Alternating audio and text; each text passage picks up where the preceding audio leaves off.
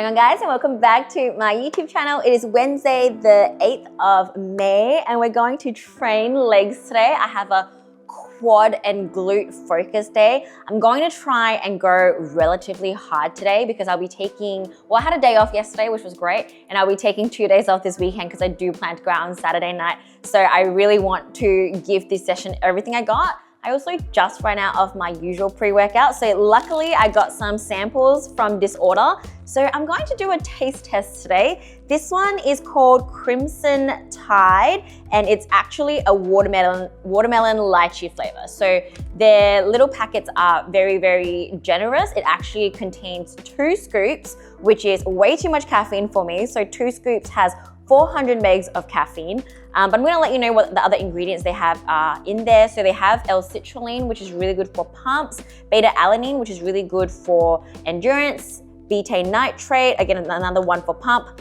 L-tyrosine, alpha-GPC. So alpha-GPC is really good for like concentration and things like that. Obviously your caffeine and all that other stuff. So let's give it a go, but I'm going to weigh it out so I know that I have exactly half a serving and I don't overdose on caffeine. 1 scoop is 22 grams. I'm gonna have 11. Woo! I guess I'm having 14 grams. And I'm gonna have some creatine as well. So I'm back on the creatine train. I like creatine monohydrate. It's like one of the most studied form of creatines. I've tried HCl in the past and it's pretty good, but I just wanna stick to the basics. I'm doing just the regular monohydrate, 5 grams a day every day, whether I train or not. Helps with strength, hypertrophy, and recovery. I'm gonna be careful not to put too much water since I didn't do a whole scoop, but let's see how it tastes.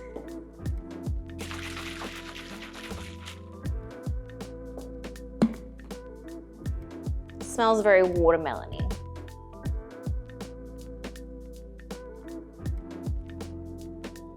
Oh my God, it's really good. It tastes like, kind of like sherbet lollies.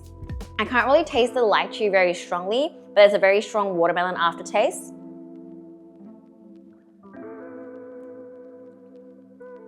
But yeah, it's good. You guys should give it a try.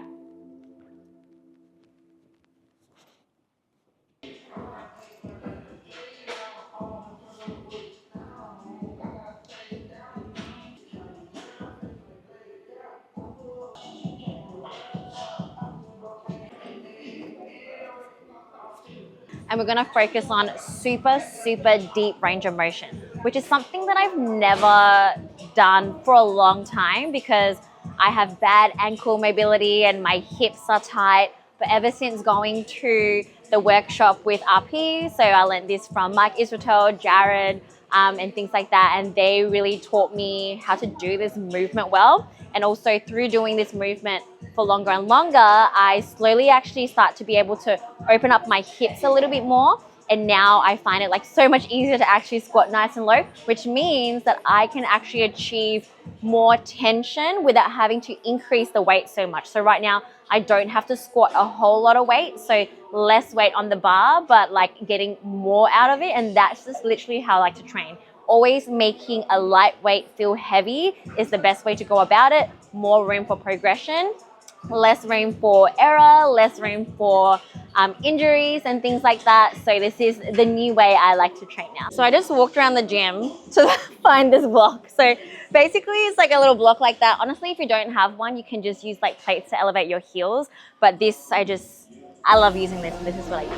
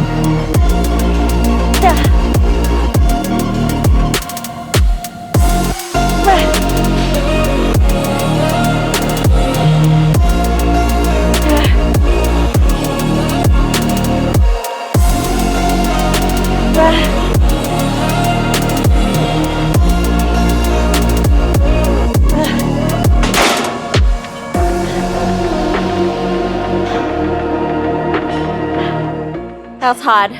As hard as it was, still a 2 to 3 RIR. So 2 to 3 RIR when done right, it's definitely difficult. Still a PB, so. The hardest thing about doing these in off season is to get gassed out. I literally can't breathe.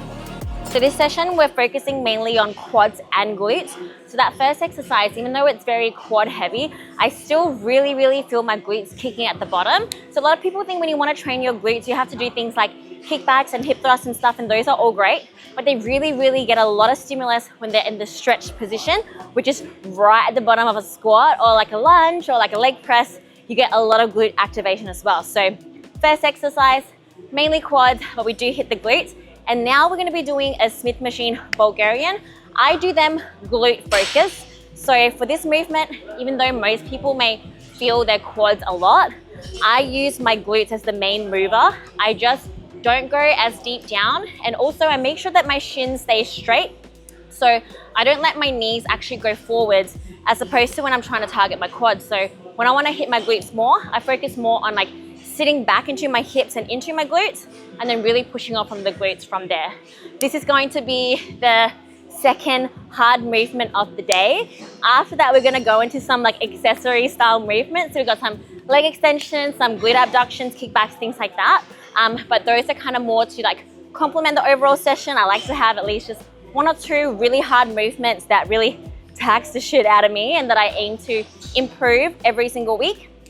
And then the rest is just there to kind of like provide volume, good mind muscle connection, and a good pump. But yeah, I need to get through 2 hard sets of Bulgarians, and then it should be smooth sailing for the rest of the workout.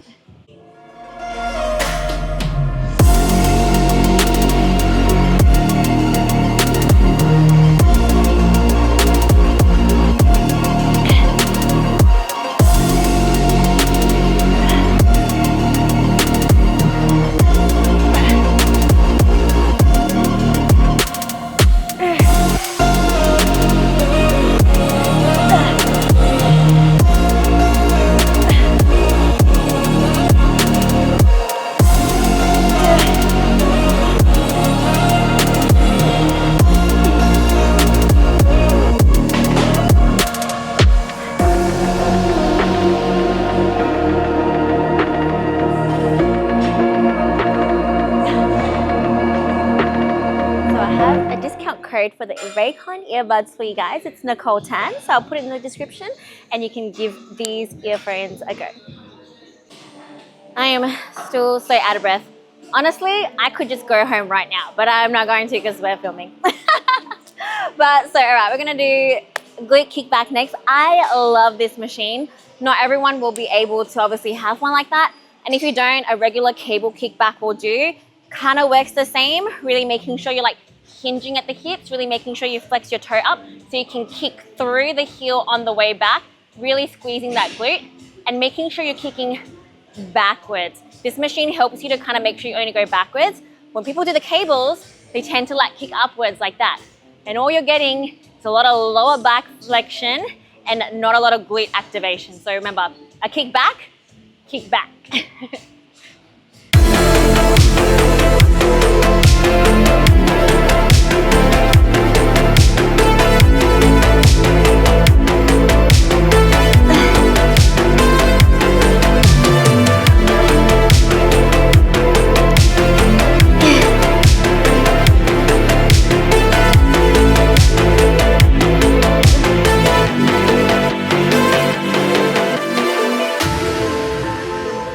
Hit 17 reps each leg. So I like to go high rep for these, anywhere between 15 to 20. So 17 felt good today.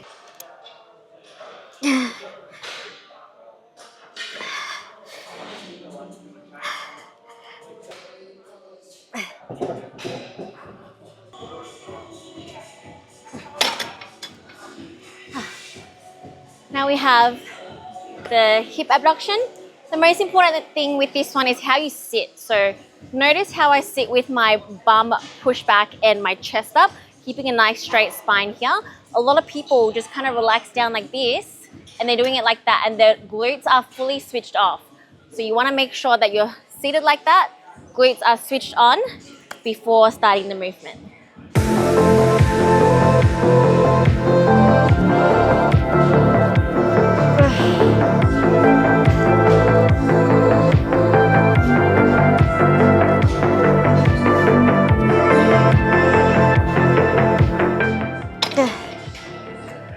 Went to failure on that one. I always make sure on the heavy compound movements to not hit true failure, because that's probably how I'm gonna injure myself, and I've had a lot of injuries in the past, so I do have to be careful. When it comes to more isolation movements like the glute abduction or leg extensions, leg curls, I really like to use those to really like push it to failure, because it's pretty safe to do so. And you wanna make sure when you're close to failure, you don't try to cheat, you don't try to make the reps quicker, you don't try to use momentum, you just do the rep exactly how you would for the first one and allow your muscles to truly hit failure when the time comes.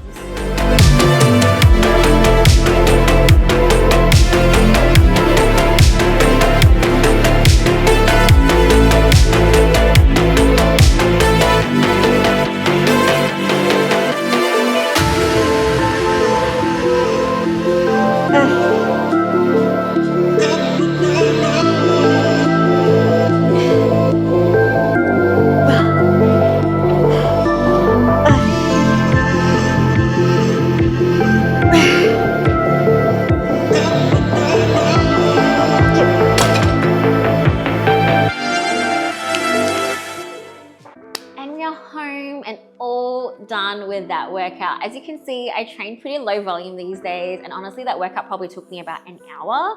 I probably will start increasing volume a little bit next week before I take a proper deload when I go to my little holiday in the Philippines, where I'll still be training, but I will be just kind of doing a maintenance style training with the hotel gym. We'll just see whatever the hotel gym has and do what we can. But yeah, just really pushing the intensity and progressive overload for now and really getting really good mind muscle connection. Next week, we'll bump up a little bit more sets and either try to stay at the same weight or still try to push for a little bit more PBs. We'll see how we go. But I've just been really sore lately. So all of my leg sessions, especially last week, I've just fully wrecked me. So I haven't really bumped up the volume a whole lot because like I just feel so sore after already. So it's still been working well. I'm still being like moving up in my like main movements and just really feeling good with it. And I still have to be really careful with my lower back as well.